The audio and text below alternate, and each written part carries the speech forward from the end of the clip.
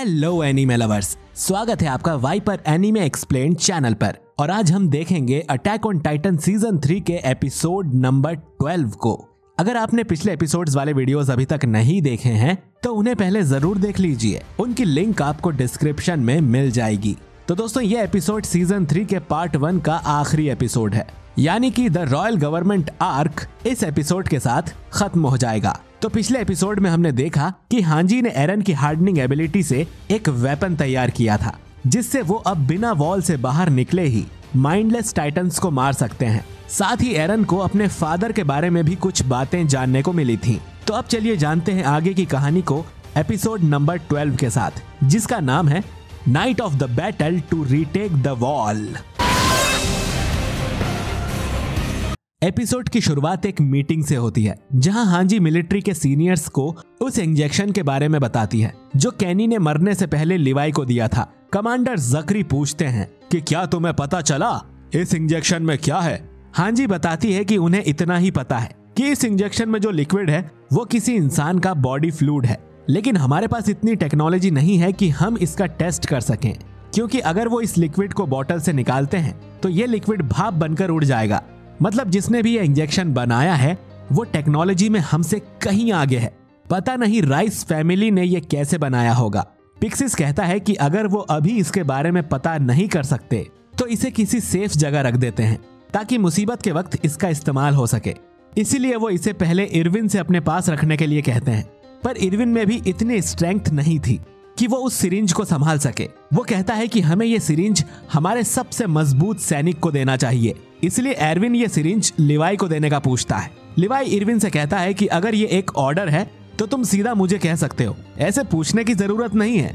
Irwin उससे बोलता है कि ये सिरिंज को रखना जिम्मेदारी वाला काम है। जब इस इंजेक्शन को यूज करने का समय आएगा तब हमारे पास प्लान करने का वक्त नहीं होगा, इसीलिए मैं ये तुम पर छोड़ रहा हूँ। ये लिवाई की जिम्मेदारी होगी कि इसे कब और किस पर इस्तेमाल करना है। लिवाई इसके लिए मान जाता है और इंजेक्शन अपने पास रख लेता है। अब इसके बाद एरविन, हांजी और लिवाई एक दूसरी मीटिंग में जाते हैं। यहाँ एरविन स्काउट्स के बाकी कैप्टन्स को बताता है कि जरूर ग्रीशा येगार वॉल्स के बाहर वाली दुनिया से आया होगा, जैसे राइनर बेर्थोल्ट और एनी आए थे, और इनके पास भी टाइटन में ट्रांसफॉर्म होने की पावर थी। लेकिन ग्रीशा इन तीनों से अलग था, क्योंकि वो वॉल्स के अंदर रहने वाले लोगों की मदद करता था। हांजी कहती है कि वॉल्स के अंदर आने के बाद से ही ग्रीशा ने रॉयल फैमिली का पता लगाना शुरू कर दिया होगा, और वो एरन से भी बार बार कहता रहता था कि एक दिन मैं तुम्हें बेसमेंट का सीक्रेट दिखाऊंगा। वो जानता था कि उसका बेटा बड़ा होकर स्काउट रेजिमेंट ज्वाइन करेगा। पता नहीं उसने अपने बेसमेंट में क्या छुपा रखा है। आर्विन कहता है कि हो सकता है कोई ऐसी बात जो चाहकर भी वो किसी को नहीं बता पाता। शायद वो यादें जो फर्स्ट किंग ने ह्यूमैनिटी की मेमोरी से ही मिटा दी हैं, जैसे वॉल्स के बाहर की जानकारी। मुझे तो यही लगता है। खैर, मिशन की सारी तैयारियां हो चुकी हैं। वॉल मारिया को वापस लेने के लिए हम ठीक 2 दिन बाद निकलेंगे। तुम जानना चाहते हो ना कि बेसमेंट में क्या है? तो चलो खुद चलकर देखते हैं। इसके बाद लिवाई को छोड़कर सभी कैप्टन्स इस रूम से बाहर चले जाते हैं। लिवाई आर्विन से पूछता है कि वॉल मारिया को पाने के बाद तुम क्या करोगे? आर्विन बताता है कि फिर जो भी हमारा अगला खतरा होगा उसे हम खत्म करेंगे।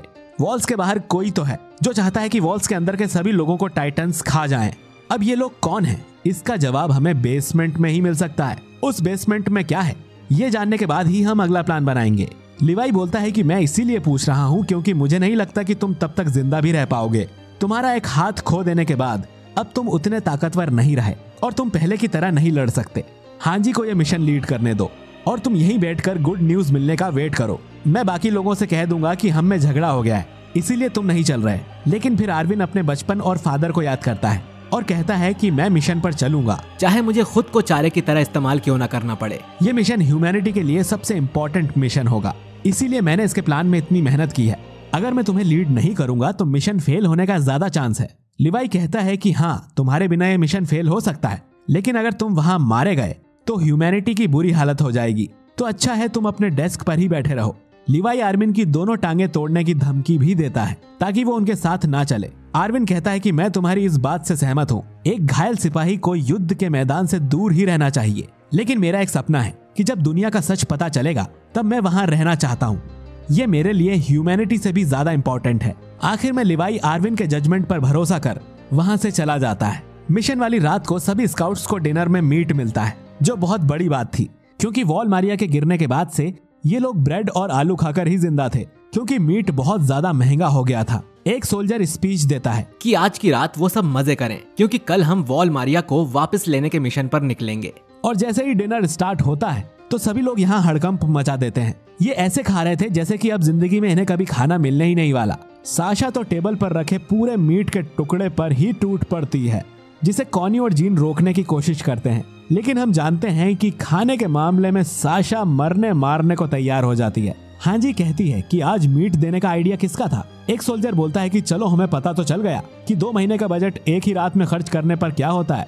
आखिर में कॉनी और एरन साशा को रोकने के लिए उसे बेहोश कर एक खंबे से बांध देते हैं। इसके बाद जीन मार्लो को एक्सप्लेन करता है कि तुम्हें सबसे पीछे रहना चाहिए ताकि तुम बाकी के स्काउट्स को देखकर सीख सको। अगर तुम फ्रंट लाइन में रहोगे तो सीखने से पहले ही मारे जाओगे।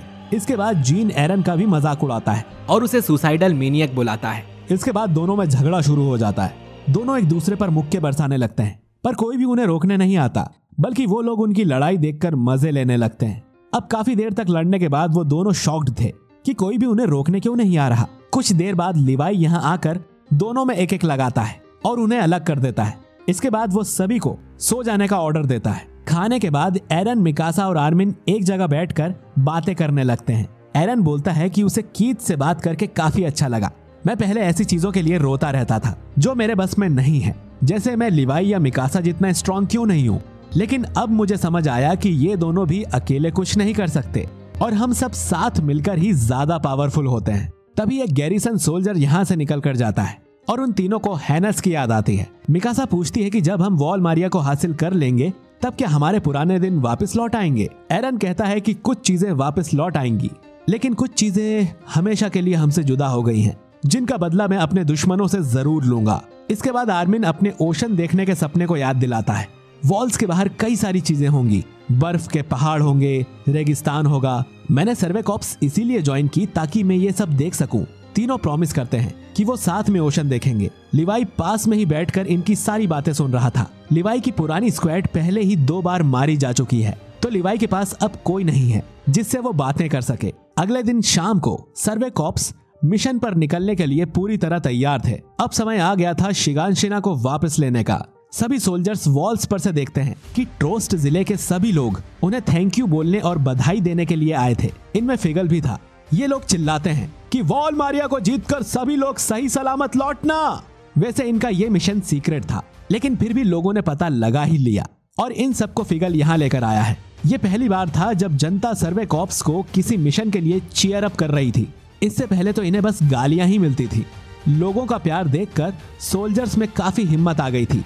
आर्विन उन सभी लोगों की तरफ रोर करता है और उन्हें भरोसा दिलाता है कि वो अपनी जी जान लगा देंगे। फिर सभी स्काउट्स वॉल से उतरकर वॉल मारिया के मिशन के लिए रवाना हो जाते हैं। इधर शिगानशिना की वॉल पर हम राइनर और बेर्थोल्ट को देखते हैं, जो कि सर्वे कॉप्स के वहां आने का वेट कर रहे थे। उन्हें पता था कि स्काउट्स और एरन वॉल मारिया को लेने वापस जरूर आएंगे और ये एपिसोड यहीं पर खत्म हो जाता है। तो दोस्तों, स्काउट रेजिमेंट निकल चुकी है अपनी मातृभूमि यानी कि तीसरी वॉल मारिया को फिर से हासिल करने के लिए, लेकिन इससे पहले उन्हें राइनर, बेर्थोल्ट और बीस्ट टाइटन से टकराना होगा।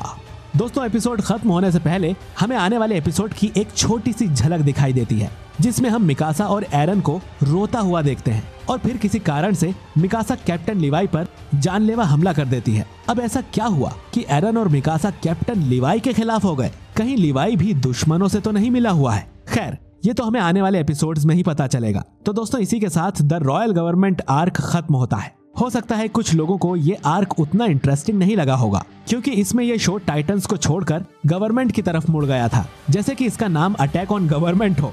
आपको इस आर्क की कौन सी चीज अच्छी लगी, कमेंट करके जरूर बताइए। लेकिन मैं यकीन दिलाता हूँ कि रिटर्न टू शिगानशिना वाला जो आर्क है वो अभी तक का सबसे ग्रेटेस्ट आर्क होने वाला है। इसमें हमें सभी कैरेक्टर्स अपने गॉड लेवल में देखने को मिलेंगे और ऐसी चीजें होंगी जो आपके होश ही उड़ा देंगी। तो आगे के एपिसोड्स को आप किसी भी कीमत पर मिस मत करिएगा। और अगर चैनल पर नए हैं तो जल्दी से सब्सक्राइब करके बेल आइकन दबा दीजिए, ताकि आपसे हमारा कोई भी वीडियो मिस ना हो जाए। बाकी वीडियो पसंद आया है तो इसे लाइक और शेयर भी कीजिए। आपसे बहुत जल्द मिलेंगे हम अटैक ऑन टाइटन सीजन 3 के पार्ट 2 के साथ। तब तक मुझे दीजिए इजाजत। शुक्रिया।